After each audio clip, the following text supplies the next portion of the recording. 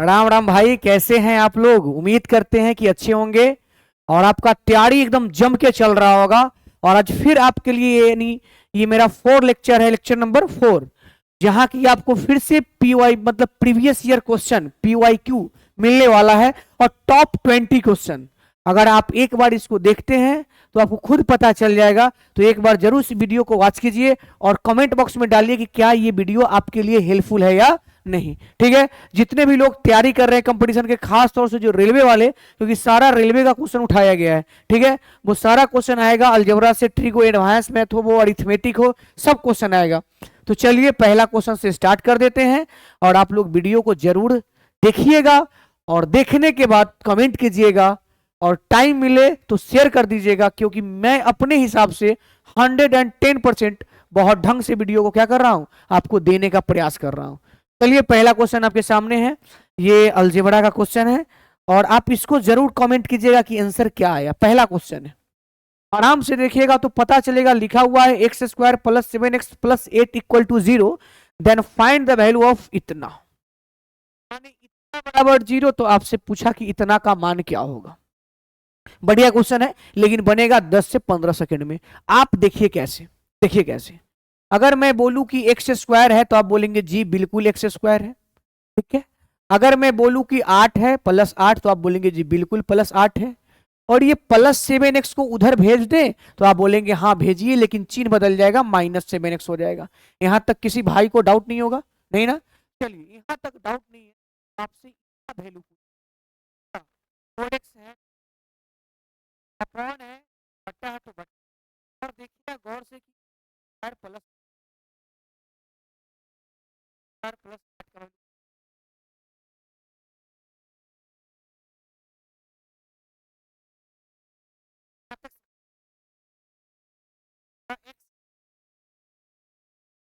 हमारा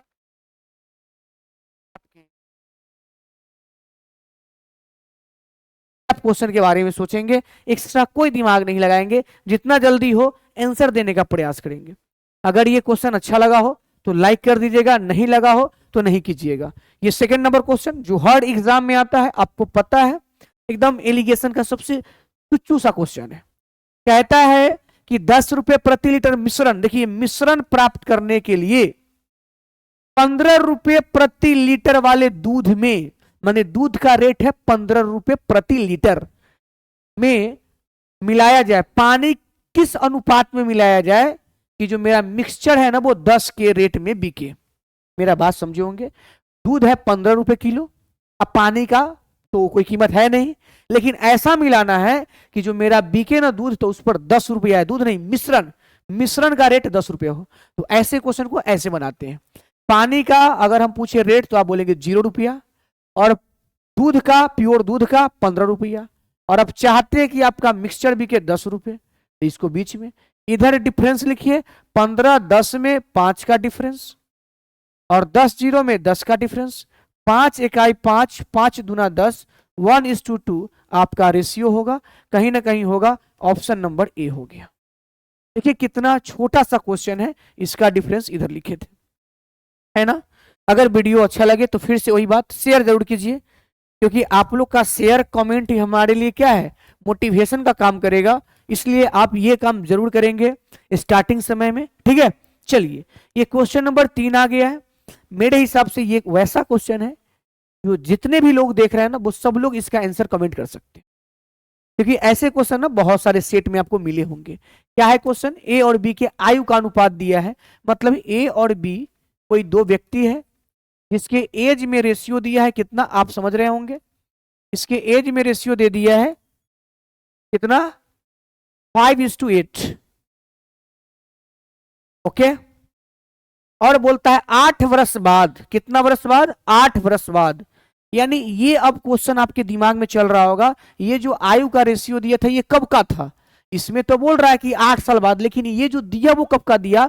तो जब कुछ भी ना देना तो समझिए वो वर्तमान का एज बोल रहा है। कहां का एज बोल रहा है मेरे भाई? वर्तमान का। तो यानी वो वर्तमान की बात किया है, इसलिए कुछ नहीं बोला है, यानी ये वर्तमान का रेशियो हुआ।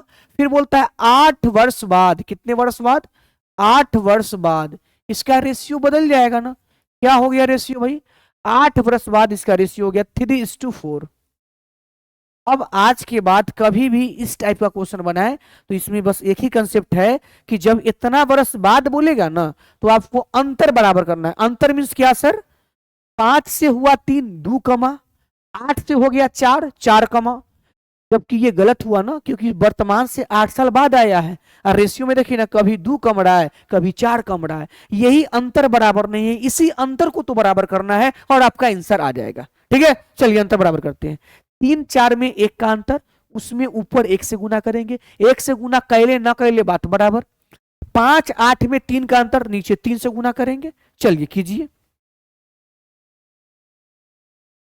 अब बोलिए, क्वेश्चन में वर्तमान से 8 वर्ष बाद आया तो 8, और रेशियो में 5 से 3/3 9 हुआ तो 4, और 8 से 4/3 12 हुआ। देखिए 5 से 9 हो गया, 4 बढ़ा, 8 से 12 हो गया, 4 बढ़ा। अब ठीक है ना, यही अंतर बराबर हो गया, काम हो गया। तो क्वेश्चन में यहाँ 8 बढ़ा, रेशियो में 5 से 9 हुआ, 4 बढ़ा। क्या चाहिए? उससे मल्टीप्लाई चाहिए। क्या बोला है? उनकी वर्तमान आयु का योग, जो उनके प्रेजेंट टाइम का जो एज है ना, उनका योग चाहिए। तो 8 5 13 योग बोला है तो 13। चलिए 4 दूना 8, 13 दूना 26, आपके आंसर यानी ऑप्शन 26 वर्ष हो जाएंगे, जो ऑप्शन नंबर सी में है। तो कोई कठिन क्वेश्चन नहीं है, बस तरीका आपको पता होना चाहिए, क्या रूल है, बस 2 लाइन में बनेगा ये क्वेश्चन। टाइम एंड वर्क का बेहतरीन क्वेश्चन।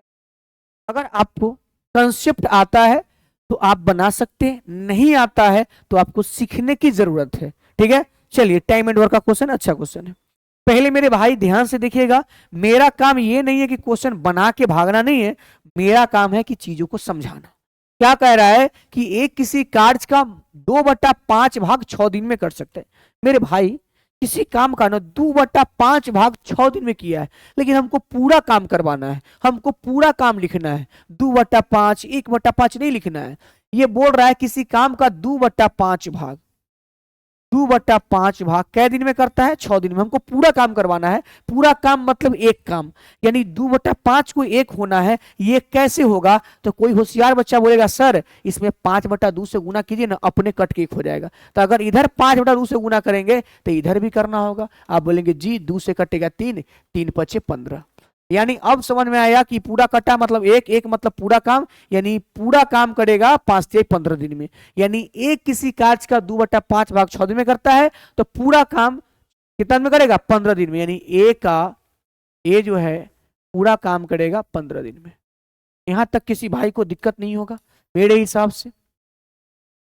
अब आ जाइए, अब क्या बोल रहा है? कहता है बी उसी कार्य का 30% भाग 3 दिन में करता है। मतलब 30% भाग 3 दिन में, तो 100% मतलब पूरा, तो 30% 3 दिन, तो 100% 3/30 गुने 100। समझ में आया कि नहीं? 100% निकालेंगे मतलब पूरा काम, तो 30% 3 दिन में, तो 3/30 गुने 100। ठीक है, चलिए 10, यानी बी जो है पूरा काम कर देगा आपको 10 दिन। इतना आपको पता हो गया होगा, सिंपल सा चीज था, लेकिन हम आपको बड़ा आराम से समझाएं। ठीक है, अब क्या है कि जब आपको पता चल गया ए 15 दिन में बी 10 दिन में, तो दोनों का क्या निकालेंगे? टोटल वर्क निकालने के लिए क्या निकालना होता है? आपको पता है एलसीएम।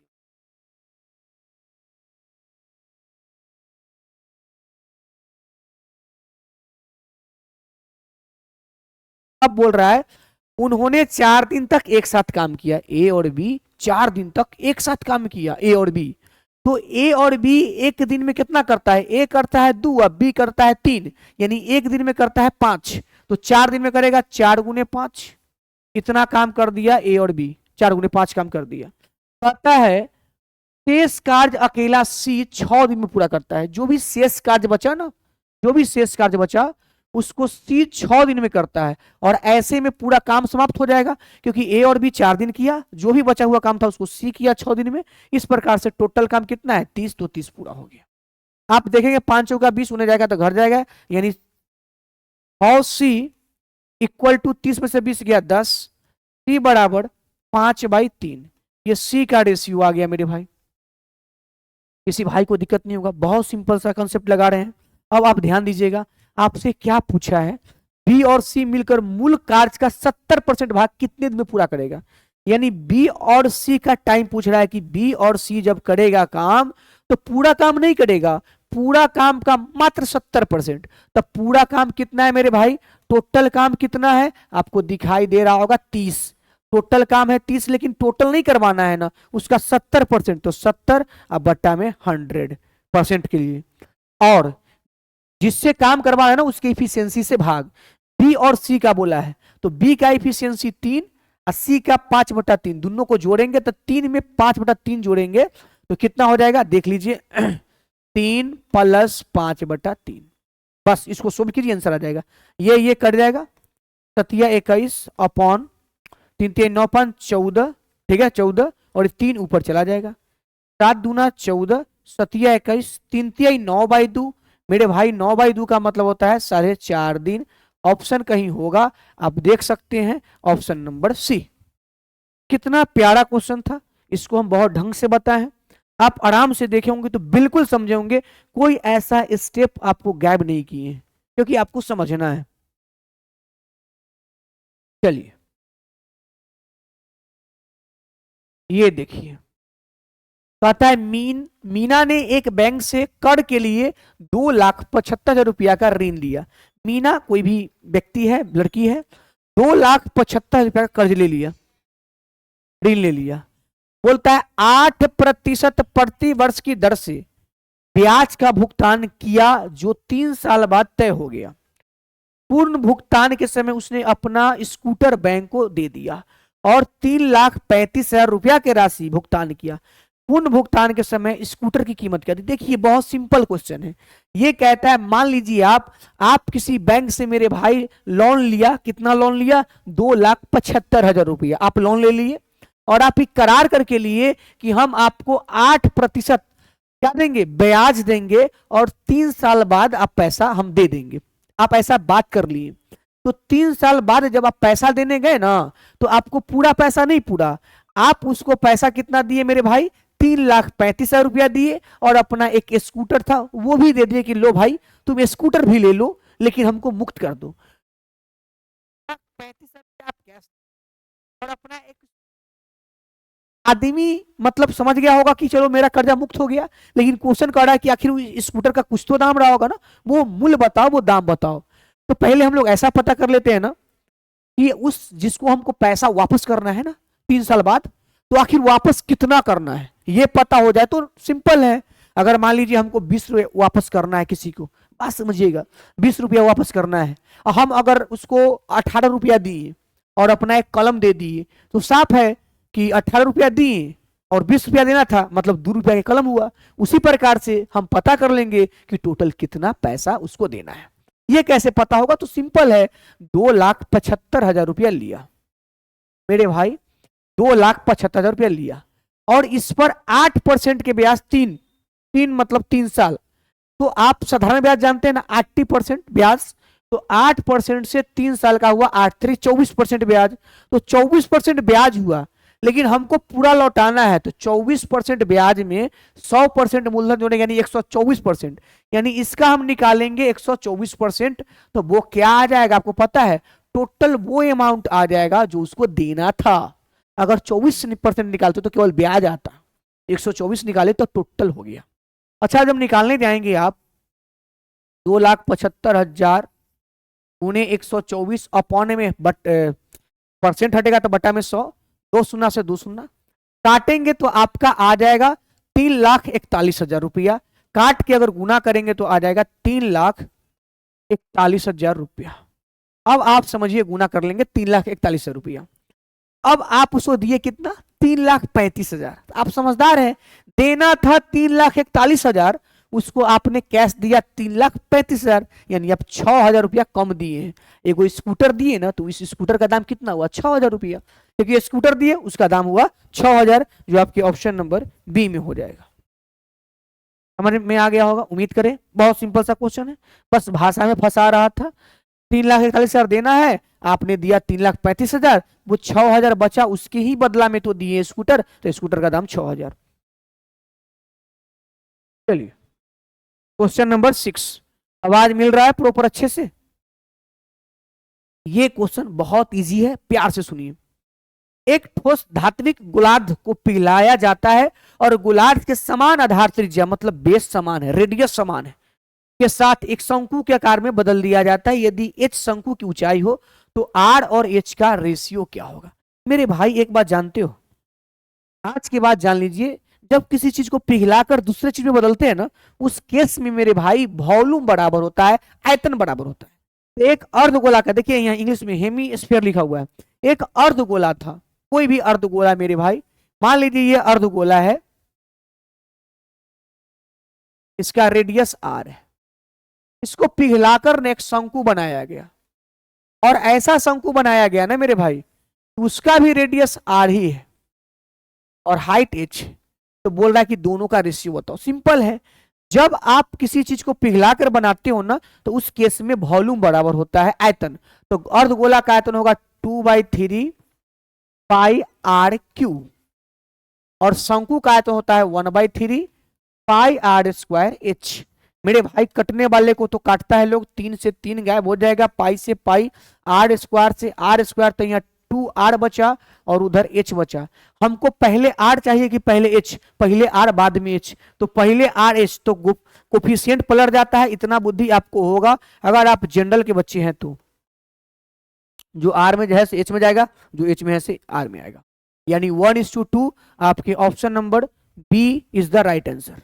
अगर वीडियो अच्छा लगे, आपको लग रहा है कि वाकई में आप समझ पा रहे हैं, तो वीडियो को शेयर कीजिएगा, मेरे लिए लाइक जरूर कीजिएगा, ठीक है। चलिए, क्या बोल रहा है, बहुत प्यारा क्वेश्चन है, बनाने में सेकंड लगेगा। क्या बोल रहा है? समान लंबाई के दो रेलगाड़ी एक खंभे को पार करने में 13 सेकंड लगाती है और दूसरी रेलगाड़ी 26 सेकंड लेती है। यदि रेलगाड़ी एक ही दिशा में चल रही हो तो एक दूसरे को पार करने में कितना समय लगेगा?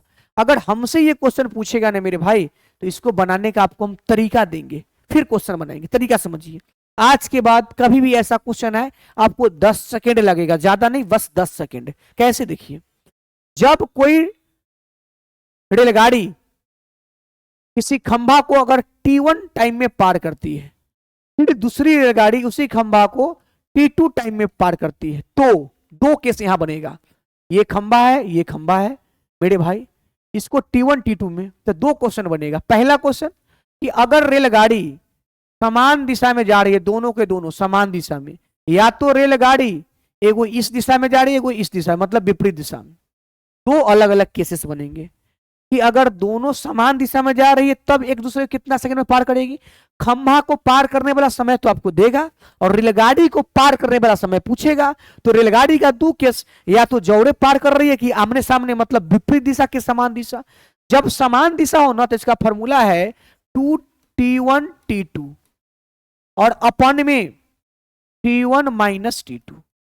यही टाइम लगता है अगर समान दिशा है तब। लेकिन अगर विपरीत दिशा है तो ध्यान रखिएगा, 2T1 T2 अपन में खाली जोड़ देंगे T1 प्लस T2।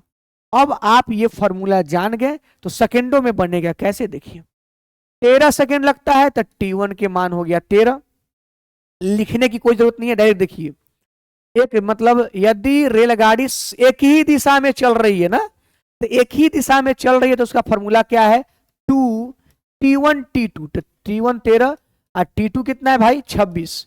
अपॉन में क्या है? T1 माइनस, एक ही दिशा में जाए तो घटा देना है, तो 13 में से 26 जाएगा 13, ये 13 से 13 कैंसिल, और आ जाएगा 6 दूना 12, 5, 52 सेकेंड। देखो कितना एक लाइन में बन गया मेरे भाई, 52 सेकेंड, मतलब ऑप्शन नंबर डी।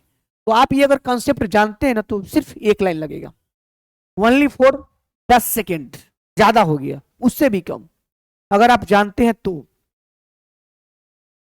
ओके, चलिए, अगर ये सब वीडियो, ये सब कंसेप्ट आप जानते हैं तो बहुत अच्छी बात, नहीं जानते हैं तो आप कहीं नोट कर लेंगे और यूज करेंगे, आपका गर्दा गर्दा हो जाएगा सेट। चलिए, 8 नंबर क्वेश्चन आ गया है, क्या कहता है देखिए। तब तक हम एक पानी पी लेते हैं, ठीक है। देखिए,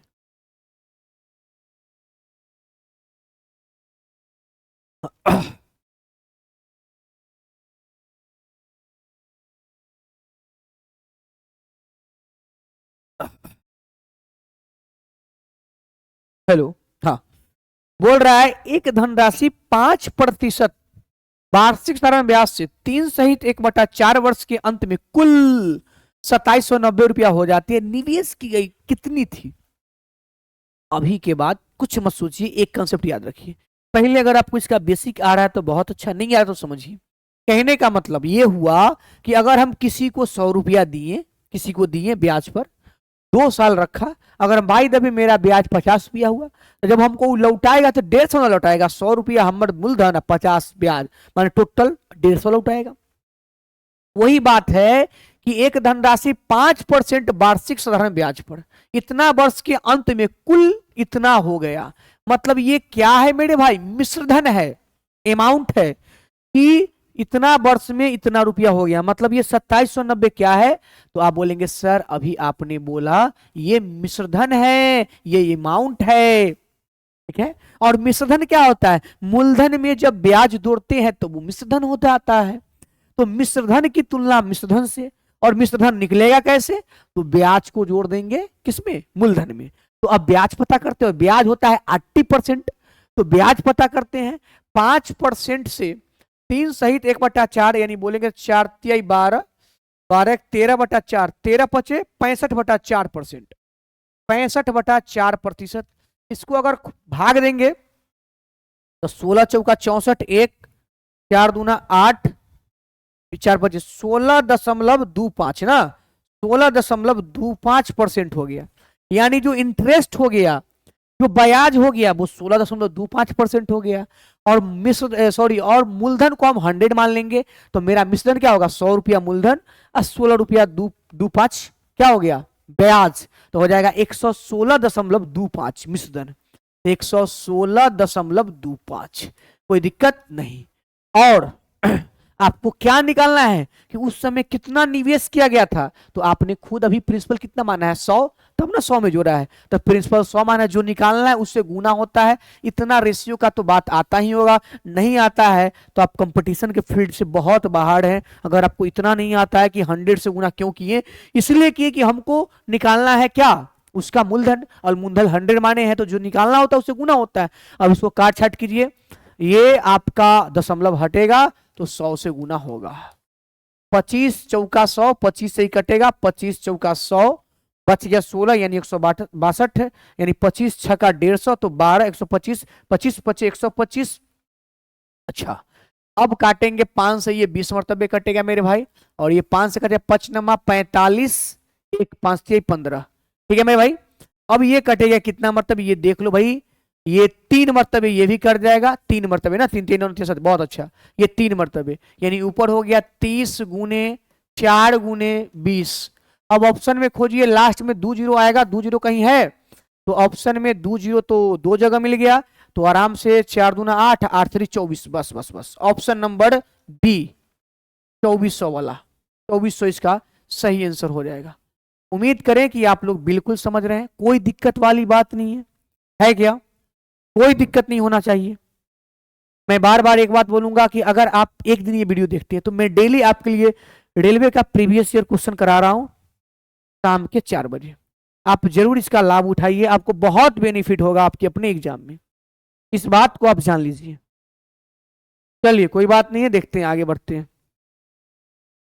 कहता है एक त्रिभुजाकार मैदान के तीनों कोनों पर 3 घोड़े बंधे हुए, प्रत्येक को बांधने के लिए 7 मीटर लंबी रस्सी का उपयोग किया गया है। घोड़े द्वारा चढ़े गए कुल स्थान का क्षेत्रफल ज्ञात कीजिए। आप एक बात जान लो, एक खेत है जो त्रिभुज के आकार का है मेरे भाई, एक खेत है मेरे भाई, वो त्रिभुज के आकार का है, और तीनों कोना पे ना 3 घोड़ा बांध दिया गया है। एक त्रिभुज मैदान के तीनों कोने पर घोड़े बांधे गए। तो मान लीजिए अगर घोड़ा को बांधे तो घोड़ा इतना दूर चढ़ गया, मेरा बात समझेंगे। घोड़ा अगर 7 मीटर लंबी रस्सी है तो इतना मान लीजिए है, तो घोड़ा यहां से यहां तक के भाग को चढ़ गया, और इस पे भी बांधा गया है और इस पे भी बांधा गया है। मान लीजिए इस पे भी चढ़ गया और इस पे भी बांधा गया तो इस पे भी चढ़ गया। ऐसे करके घोड़ा तीनों जगह बांधा हुआ है, तीनों जगह घास चढ़ रहा है, कोई दिक्कत की बात नहीं है। अब एक बात बताओ कि अगर घोड़ा की रस्सी की लंबाई 7 है, ये भी 7 है, ये भी 7 है, ये भी 7 है, ये भी 7 है, ये भी 7 है, यानी ये भुजा 14, ये भी 14, ये भी 14, यानी ये जो एबीसी हुआ मेरे भाई वो कैसा त्रिभुज हो गया, कैसा त्रिभुज हुआ, आप बोलेंगे समबाहु त्रिभुज, तीनों भुजा बराबर। और समबाहु त्रिभुज का प्रत्येक कोण 60 डिग्री होता है। मतलब सर क्या हुआ कि जब घोड़ा आप बांधे होंगे तो घोड़ा ई पार्ट को चढ़ा होगा, ई पार्ट के चढ़ा होगा, ई पार्ट के चढ़ा होगा, केवल इस पार्ट को नहीं चढ़ा होगा। किस पार्ट को मेरे भाई, इस पार्ट को नहीं चढ़ा होगा ना,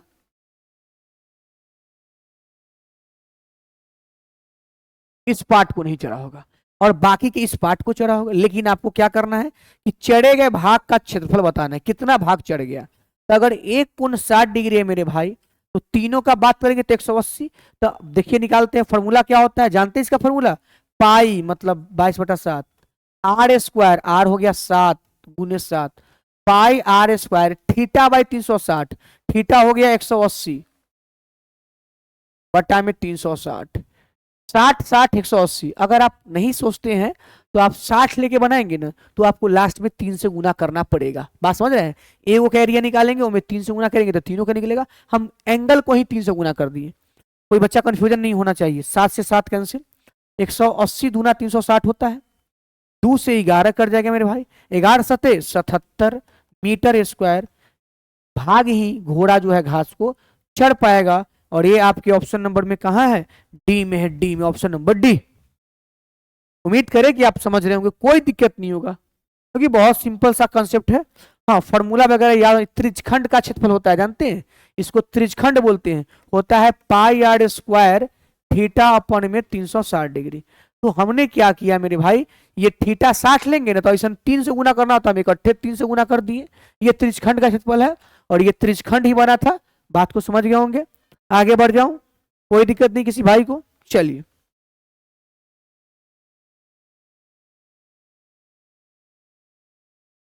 बोला है कि कितने गुणज, इसका जो अभाज्य गुणनखंड में ना आपको क्या करना है भाई, विषम संख्या बताना है, विषम संख्या वाला। देखिए जब भी विषम वाला बोलेगा ना तो दू है सम वाला, ये दू को हटा ही के बात कीजिएगा, इसके बाद खत्म कर दीजिए। जो भी पावर है ना वो में एक बढ़ा के आपस में गुना कर दिएगा तो नंबर ऑफ क्या मिल जाएगा, फैक्टर, नंबर ऑफ फैक्टर मिल जाएगा। तो पावर में 5 है बढ़ा देंगे तो 6, पावर में 4 है बढ़ा देंगे तो 5, पावर में 6 है एक बढ़ा देंगे तो 7, गुना कर देंगे मेरे भाई, 6 पचे 30, 30 सत्ते 21 यानी 210, ऑप्शन नंबर सी। अगर विषम बोला है इसलिए सम संख्या को गायबे कर दिए तो इसमें सम भी आ जाता अगर इसको लेते तो। ठीक है, हमको केवल विषम बताना है, विषम को गायब किए बना दिए। राम ने 20 रुपया में 5 केला खरीदा। बेचारा एक राम नाम का आदमी है, सॉरी जब राम नाम है तो बेचारा नहीं। राम ने 20 रुपया में कितना केला खरीदा, 5, ठीक है, और उन्हें 3 के दर से 15 रुपया में बेच दिया, मतलब 15 रुपया में 3 की दर से बेच दिया। काटेंगे 5 चौका 20, 3 पचे 15, 4 की चीज को 5 में बेच रहा है, एक फायदा कमा रहा है, कितना पर, 4 पर, 1/4 परसेंट बदलना है तो 100 से। मेरे भाई आपका आंसर तैयार है 25%, ऑप्शन नंबर ए। ऐसे बनते हैं क्वेश्चन, ठीक है। चलिए तो नेक्स्ट क्वेश्चन पे जाएं।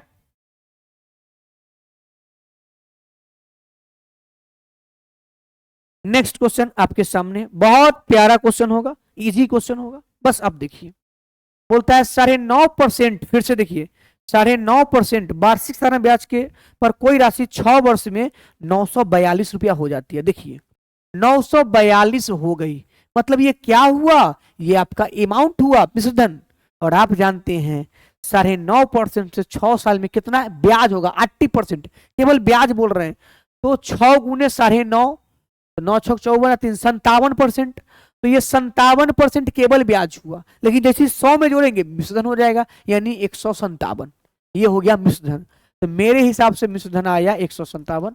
क्वेश्चन में था 942, मिश्रधन की तुलना मिश्रधन से क्या निकालना है, तो आरंभ में किया गया निवेश मतलब मूलधन यानी 100 से गुना मूलधन निकालना है। तो काटने वाला चीज है, आप काटते रहिए आराम से, ठीक है। आप काटेंगे मेरे हिसाब से तो कितना से आप भाग लगाएंगे, सबसे पहले एक ही बार में कट जाए मेरे भाई, एक बार में कटेगा या नहीं कटेगा बताइए। 2 जीरो लास्ट में है, क्या 6 से मार दूं, 6 से कट जाएगा क्या? यस, 6 से कट ही गया, हो गया 600, बात खत्म। हम तो बोले ही थे। ऑप्शन नंबर देखिए यहाँ ई लिखा हुआ है मेरे भाई। कोई बात नहीं, ऑप्शन नंबर ई हो गया। ठीक है, कोई दिक्कत होना चाहिए नहीं, नहीं ना? चलिए बहुत अच्छा। तो आगे बढ़ते हैं, आप ध्यान देंगे, कोई दिक्कत वाली बात नहीं है। 57 हो गया, 157, ठीक है। 942, बहुत अच्छा। हाउ से जो हम काटे वो समझ में आया होगा।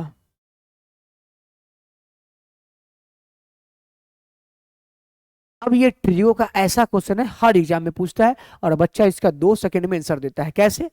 जब कॉस कॉस कॉस स्क्वायर ए या कॉस स्क्वायर बी में ये दोनों का सम अगर 90 पुर जाए तो बात खत्म हो गया। और 59 और 31 90 पुर गया तो आंसर हमेशा 1 मार के निकल लेंगे। ऑप्शन नंबर बी हो गया।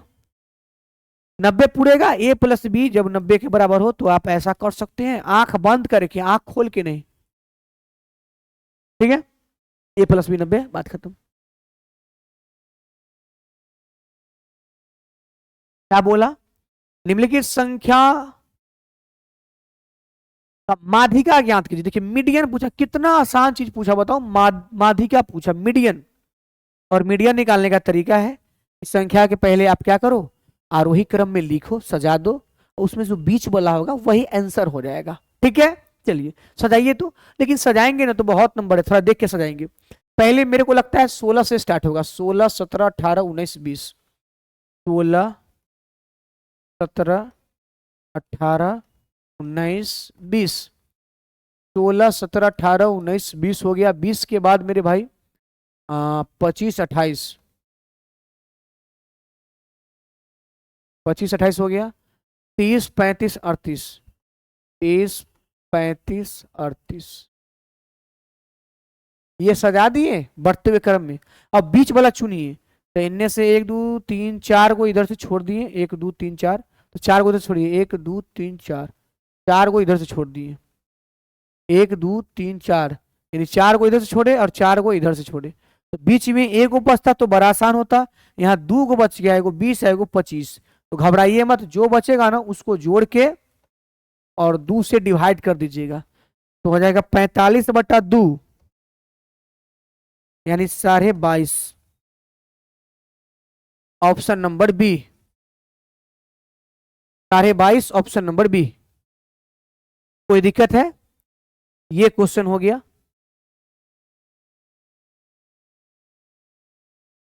चलिए बोला, एक परीक्षा में अभी 72% अंक आए और ये 360 अंक है, तो अधिकतम अंक कितना है? बहुत इजी क्वेश्चन है। 72% अंक लाया है, जो किसके बराबर है? 360 के बराबर है। मतलब साफ है कि जो 72% है मेरे भाई, वो 360 के इक्वल है। और कोई भी चीज मैक्सिमम या अधिकतम पूछे वो 100%, तो 100% बराबर कितना हो जाएगा? 360 बटा में 72 और गुने में 100। 36 दूना 72, 2 से 5, 500। Option number A. ऐसे ऐसे भी क्वेश्चन पूछते हैं आपके एग्जाम में। सब क्वेश्चन ऐसा थोड़ी है कि हार्ड होगा और सब आसान होगा, मिसलेनियस होता है ना। चलिए कोई दिक्कत है क्या? बताएंगे, नहीं होगा। आइए, एक व्यक्ति का वेतन 8100 से बढ़कर 9000 हो गया। कोई आदमी है जिसका वेतन जो है 8100 रुपया था, बढ़ के हो गया 9000। तो बोल रहा है उसके वेतन में प्रतिशत वृद्धि बताओ। ऐसे वृद्धि कितना हुआ? 8100 से 9000 हो गया, 900 बढ़ा। ऐसे कितना बढ़ा? 900 बढ़ा। कितना पर से बढ़ा? 8100 पर से बढ़ा। ठीक है, और परसेंट बदलना है तो 100 से गुना। आप समझदार है, दूसरा से गुना, 9981 यानी 1/9।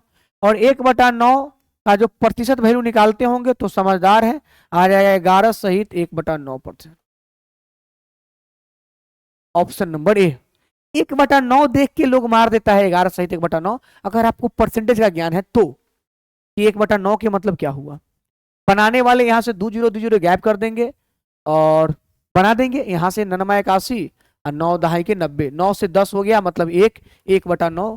क्वेश्चन यही खत्म हो गया, 11 सहित 1/9%। वही काट छाट के बना देगा बनाने वाले लोग, लेकिन हम लोग ऐसे बनाए। लेकिन आप लोग एग्जाम में ऐसे बनाए, एकदम खट से आंसर आना चाहिए। ठीक है, थोड़ा थोड़ा टाइम अगर आप बचाते हैं ना तो आपके एग्जाम में बहुत आपको मदद मिल जाएगा, बहुत ज्यादा। चलिए कोई दिक्कत नहीं ना। निम्नलिखित में कौन सी आभास संख्या, देखिए आभास संख्या को जानते हैं या नहीं जानते हैं? आभास संख्या को बोलते हैं वैसा संख्या जो केवल एक से कटे और स्वयं से कटे और कोई से ना कटे। लेकिन अब चेक करेंगे तो देखिएगा 11 ये 11 से कटेगा, तो जब 11 से कटा तो यह भाज हुआ ही नहीं। ये हो गया 1 7 3 10 11, ये हमको लगता है, लगता नहीं है, ये किसी से नहीं कटेगा, यही आभास संख्या। और ये देखिए 3 से कट जाएगा तो नहीं होगा भाज, ये भी 3 से कटेगा नहीं होगा, मतलब बी 173 ही जो है आभास संख्या। तो ऐसे आप छांट लेंगे, जो किसी से ना कटे वही आभास संख्या, ऑप्शन नंबर बी हो गया। चलिए आगे देखेंगे, ठीक है, थोड़ा सा सोचना पड़ेगा। क्या है भाई, 2 वर्षों में 8 सहित 1/3% प्रति वर्ष चक्रवृद्धि ब्याज दर पर दे कितना है 1200 रुपया, ऋण का वार्षिक भुगतान कितने में निकलेगा? अब समझिए चीजों को, ये सीआई कंपाउंड इंटरेस्ट में ना इंस्टॉलमेंट वाला क्वेश्चन है, चक्रवृद्धि ब्याज में इंस्टॉलमेंट वाला। कैसे बनाएंगे वो मैं थोड़ा सिखा रहा हूं, आप ध्यान से सीखिएगा, बहुत प्यार से, अच्छा क्वेश्चन है। आप देखिए यहाँ पे कितना रेट का बात बोला है, 8 सहित 1/3%, इसमें 8 3 24 1 25/3, 25/3 मतलब हो गया 8 3 24 25/3, 25 1/12 हो जाएगा। इसका मतलब आप समझ गए होंगे कैसे, 8 सहित 1/3 का फ्रैक्शन में हो जाएगा 1/12। मतलब क्या, मतलब कि अगर फर्स्ट इंस्टॉलमेंट में देने की बात रहा, फर्स्ट इंस्टॉलमेंट में ध्यान दीजिएगा मेरे भाई, फर्स्ट इंस्टॉलमेंट में क्या देगा, तो 1/12 का मतलब हुआ कि 12 रुपया अगर ऋण लिए हैं तो 1 रुपया बढ़ा के 13 रुपया देंगे। लेकिन यहां सेकेंड 2 वर्ष की बात कर रहा है, तो जैसे सेकेंड ईयर के इंस्टॉलमेंट में आएंगे तो केवल स्क्वायर कर देंगे, 12 के स्क्वायर 144, 13 के स्क्वायर 169। अब यहाँ पे रुकिए, ऐसे ही आपको बनाने हैं, इसमें कुछ बात समझिए आप। इधर होता है जो आप लिए हैं वो, जो आप लिए हैं वो, और जो लौटाना है वो इधर होता है, ठीक है, इतना बात आपको पता होना चाहिए। तो अब बताइए, जो लौटाना है इन्हें इसको बराबर किया जाता है, ठीक है, ऊपर है 13 नीचे है 169, इक्वल करना है, इक्वल करना है तो ऊपर आपको 13 से मल्टीप्लाई करना होगा, इसमें 13 से तो इसमें भी 13 से करना होगा, ठीक है। अब आप समझिए, ये हो गया 156 और ये 144, यानी 2 वर्ष का अगर देखा जाए तो दोनों को जोड़ना पड़ेगा, 156 144 300, ठीक है। क्वेश्चन में कह रहा था कि 1200 रुपया ऋण लिए, लेकिन हम लोग जो लिए वो इधर, दिए वो उधर, तो क्वेश्चन में है 1200 का ऋण, हम लोग में आ गया 300 का ऋण, दोनों का तुलना, जो निकालना उससे मल्टीप्लाई, कितना देना है भैया 169 देना, 169 से मल्टीप्लाई, 2 शून्य से 2 शून्य, 3 चक 12, 4 से गुना करेंगे 9 चक 36 के 6, हाथ में हो गया 3, 16 दूना 32 48 64, 64 हाथ 3 65 66 67 और 7 6 कहीं ना कहीं होगा, आप देख सकते हैं आपके ऑप्शन नंबर डी में। अगर आप चाहते तो बिना गुना क्यों भी आंसर आता, कैसे देखिए, आपको पता था कि, ध्यान दीजिएगा 1200 का 4 में जब आएगा 100 वाला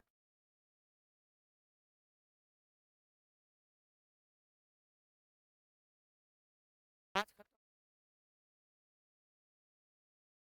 हेलो हेलो हेलो, आज मिल रहा था आप लोग, हेलो, थोड़ा सा कम गया होगा, ठीक है, कोई दिक्कत नहीं है। चलिए आगे बढ़े, 18 तक पहुंच गए हैं, 19 में आइए। कहता है क्रयमूल्य और विक्रयमूल्य के बीच का अंतर 264 रुपया। बहुत प्यारा क्वेश्चन है, बच्चे इसको देखेंगे और बना देंगे। क्रयमूल्य विक्रयमूल्य का अंतर क्या होता है, या तो वो प्रॉफिट होगा या लाभ होगा, दोनों का अंतर दिया है 264। मेरे भाई क्रयमूल्य विक्रयमूल्य का अंतर क्या हो सकता है, प्रॉफिट या लॉस, 264 रुपया। यदि लाभ प्रतिशत 33% है, बात खत्म हो गया। वो जो अंतर था जिसमें कंफ्यूजन था कि लाभ है कि लॉस है, मतलब लाभ है कि हानि है, वो कंफर्म कर दिया कि ना भाई लाभ है। कितना का लाभ है, 33% का लाभ, तो लाभ का तुलना लाभ से। बोल रहा है विक्रयमूल्य बताओ, तो 33% लाभ पर विक्रयमूल्य कितना होगा 133, 100 के वस्तु 33 रुपया लाभ बेचेगी 133 में, यानी लाभ पूछा है और बिक्रैमुल, तो बिक्रैमुल में क्या करना होगा, 133 से गुना करना होगा। 8 से कटेगा क्या, देखिए 8 3 24 के 4, 8 3 24, ठीक है कट जाएगा। तो अब गुना कर लीजिए, 8 3 24, लास्ट में 4, लास्ट में 4 वाला दुद्दू का ऑप्शन है, गुना करेंगे 8 3 24 के 4, हाथ में 2 और हो जाए कितना 106, 10 64 आपके ऑप्शन नंबर ए सही है, ठीक है सही है, ऑप्शन नंबर ए मेरे भाई, ठीक है कोई दिक्कत,